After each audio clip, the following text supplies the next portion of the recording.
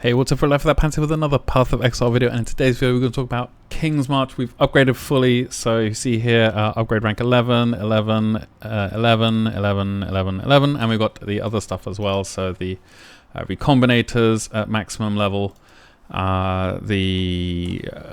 runesmithing table is also at maximum level, so we've got, and the town as well itself is at maximum level too. So let's just send off a shipment so we can talk about everything related to shipping and what it entails. So I've got this shipment here to Ribbonfell, and there's a really good reason for that. And we've got Blue Xanthium, Blue Xanthemum, and Verisium are the things they want. They're paying 30% extra for those things. So I'll just modify this to be, let's just say 12k, and even 12,000. I've got 8,104. Of the thaumaturgic dust here, and that's there's a really specific reason for that. And then 5k Verisium bars, which translates to 10k Verisium in total. So also I just wanted to say, so let's send that person off. This is 31 minutes. This is going to take, hopefully the video is not going to take that long. I'm hoping for like a 10-15 minute video, so let's get straight into it, and we'll cut to the end when we can see the rewards.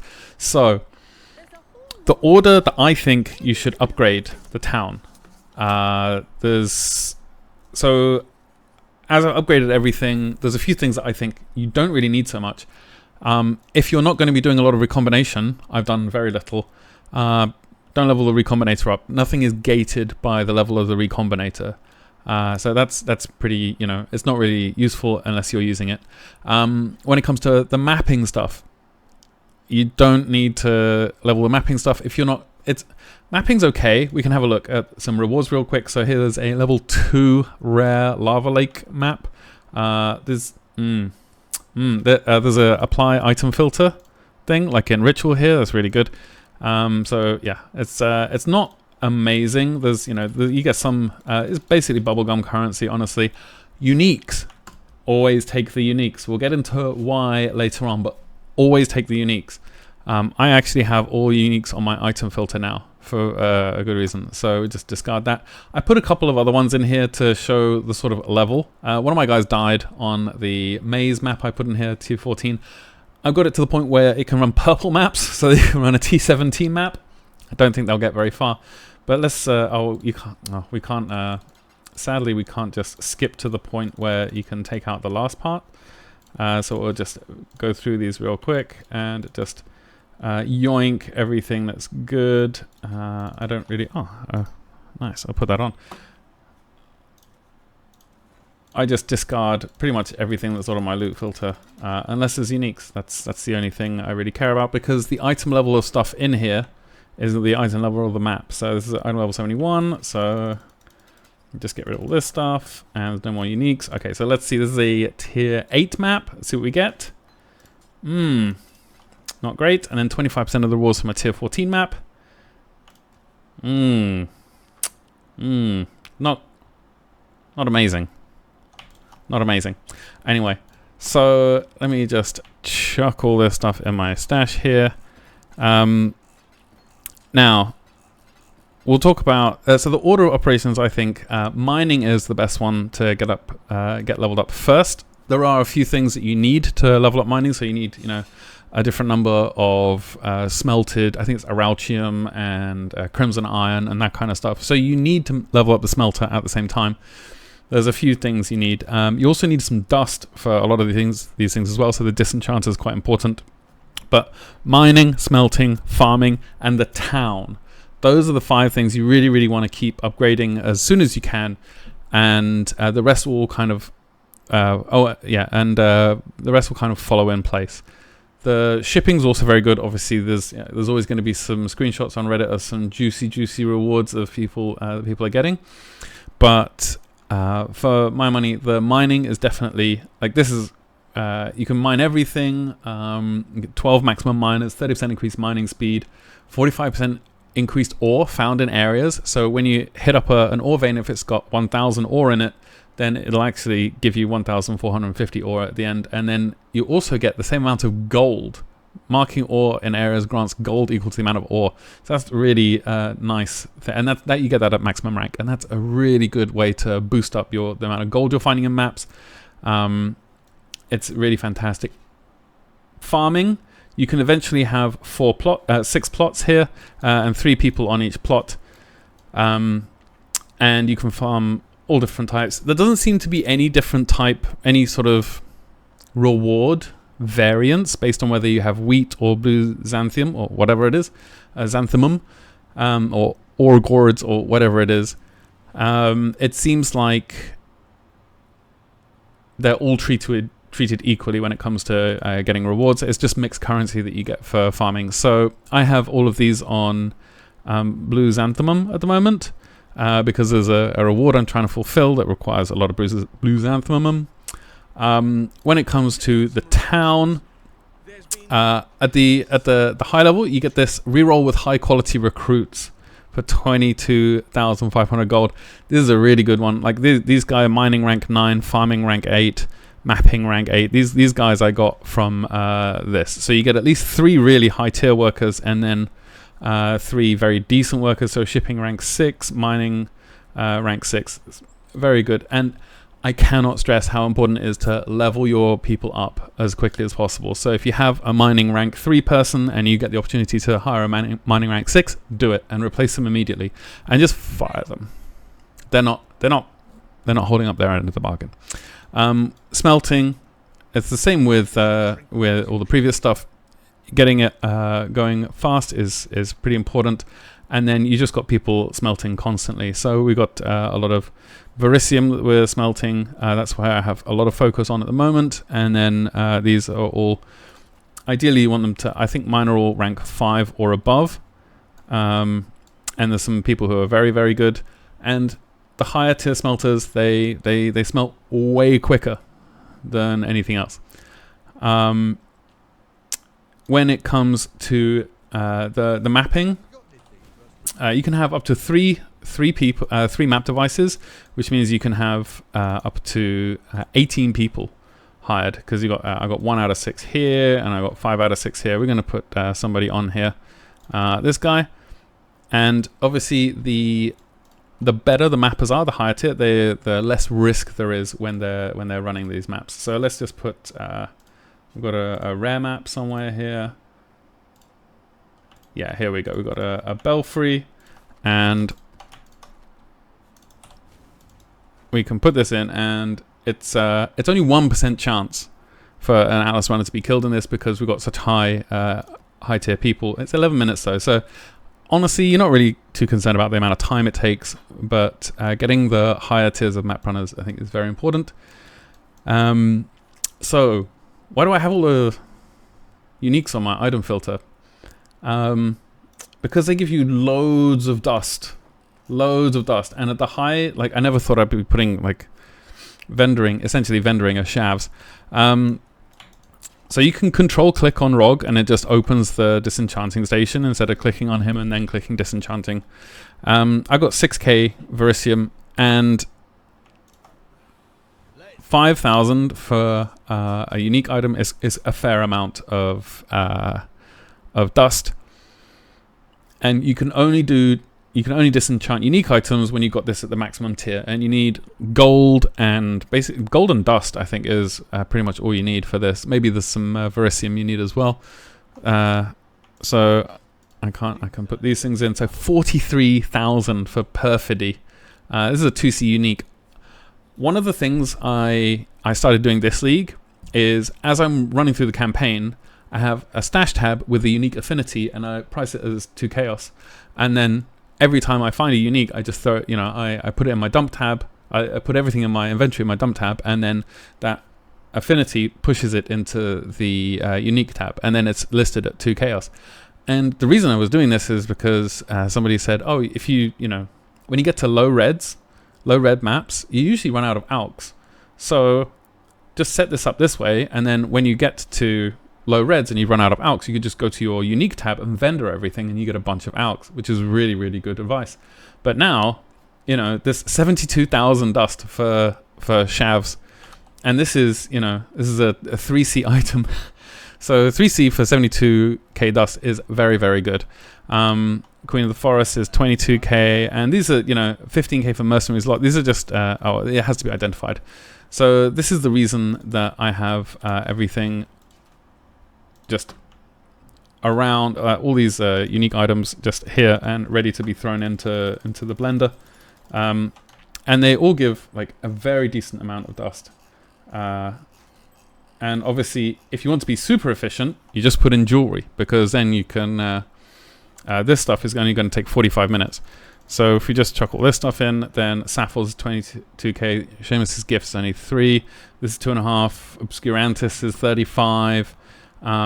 There's, I think this is a really good way to check the tiering on uniques as well.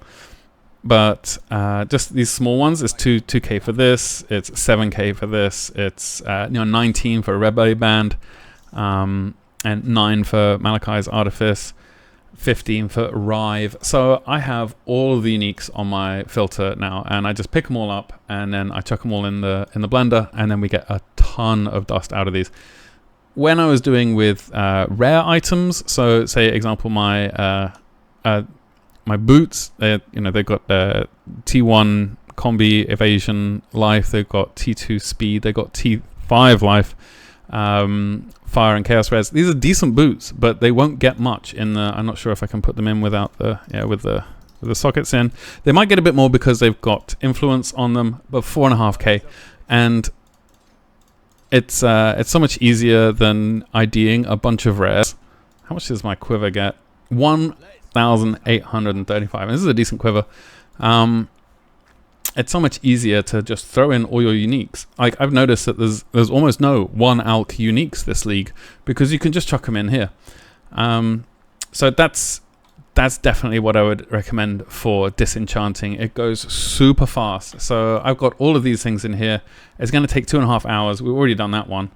And we'll get a ton out of this. So that basically leaves us with shipping. And for shipping, we've been testing a lot, and I've been reading a lot as well, and there's a couple of great resources. I have some here actually. So obviously the Wiki. The Wiki is fantastic. So the Wiki gives you insight into what different ports want. Now let's load this up. And I sent this one off at the beginning of the video. Okay, we're already 10 minutes in.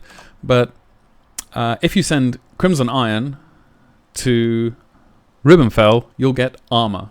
If you send Petrified Amber to Pondium, you'll get amulets. And obviously, going through this, there's different, Crimson Iron gives you different armors, Araltium gives you different weapons, Amber Ore gives you different jewelry, and then Bismuth gives you, gems, flasks, jewels, or ward armor if you're sending it to Kalgur.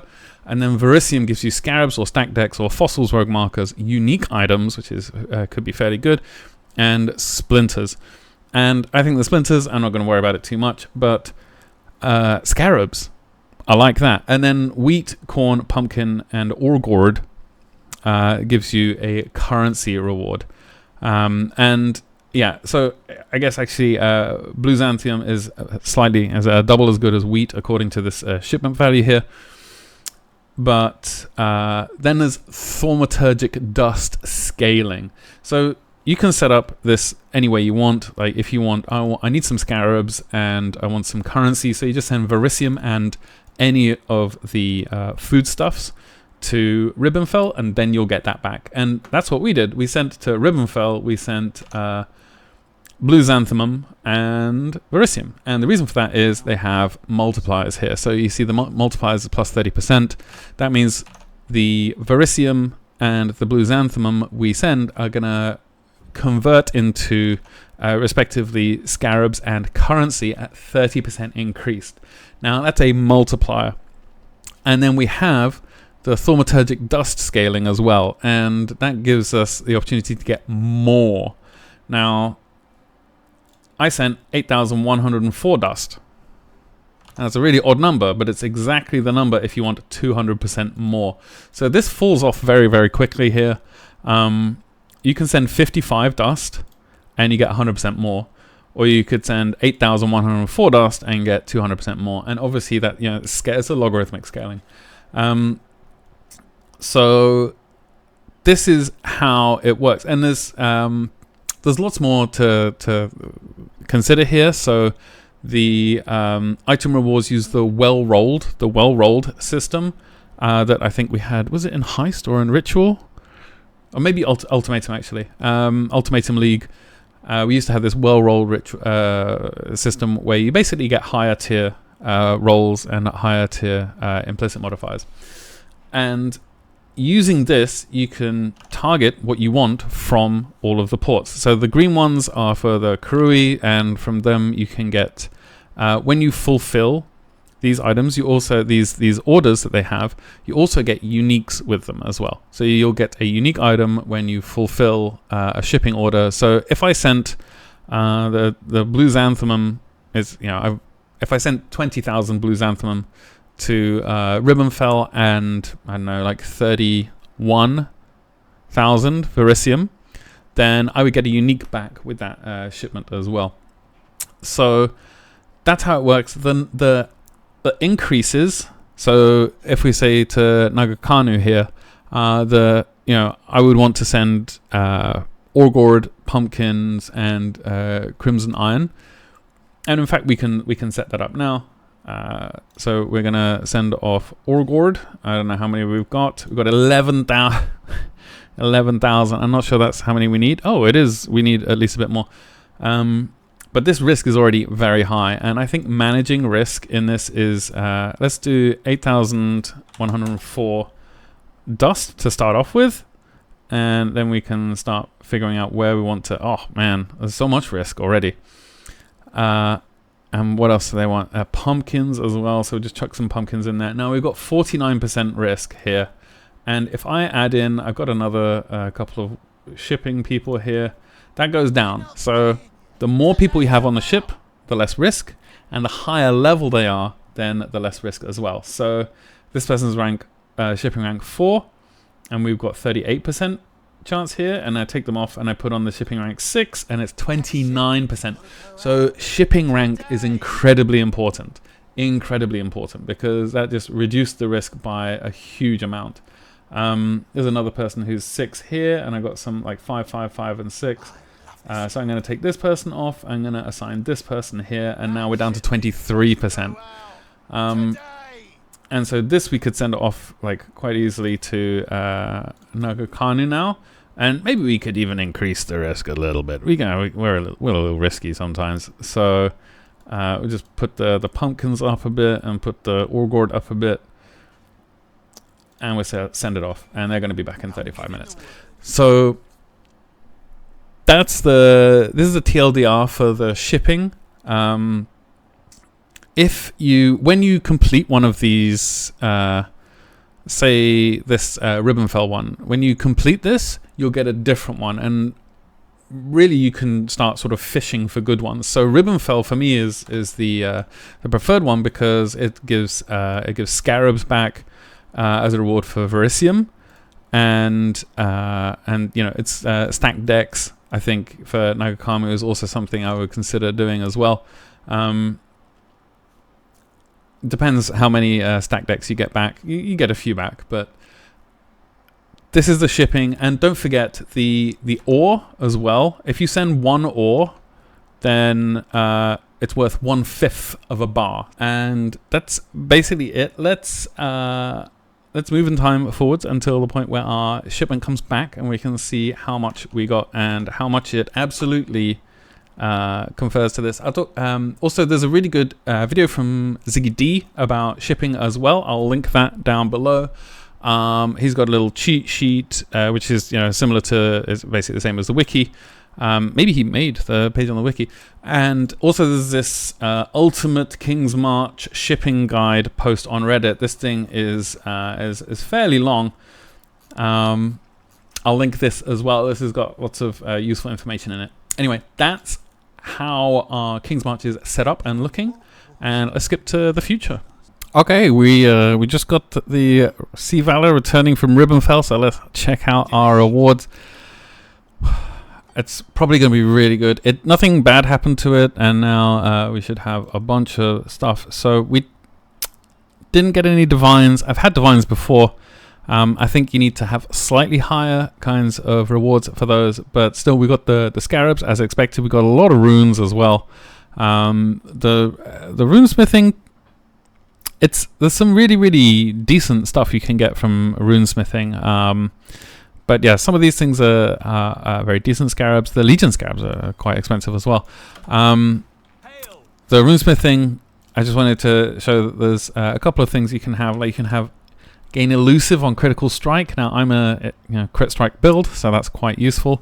And then there's also culling strike as well. So there's some really good things if you're really trying to get runesmithing done fast. But again, you don't really need to. So this definitely conforms to the stuff we have here. So this is how shipping works, and I hope this has been a useful video to you. And with that, I hope you are kind to everyone you meet. I love you all very much, and I'll see you next time. Cheers.